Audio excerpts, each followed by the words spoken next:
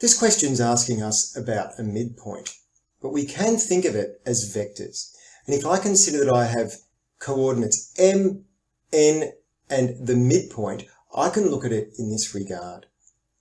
That I have m, and I have some sort of vector that goes to the midpoint, and I'll just call that MP, and then I have precisely the same vector that goes to n.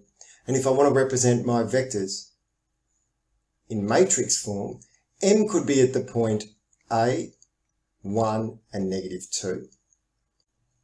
N is at the point negative 3, B, and negative 1. And MP is halfway in between those points.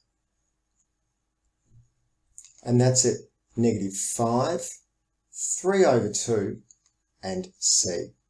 Which means when I look at my first row, or in vector term my I row, then this should form some sort of arithmetic sequence. So whatever I add or subtract to A to get to negative 5, I should do exactly the same to get to negative 3. And we can see here and here, from negative 5 to negative 3, I add 2. So to go the other way, I would need to subtract 2, and therefore A equals negative 7.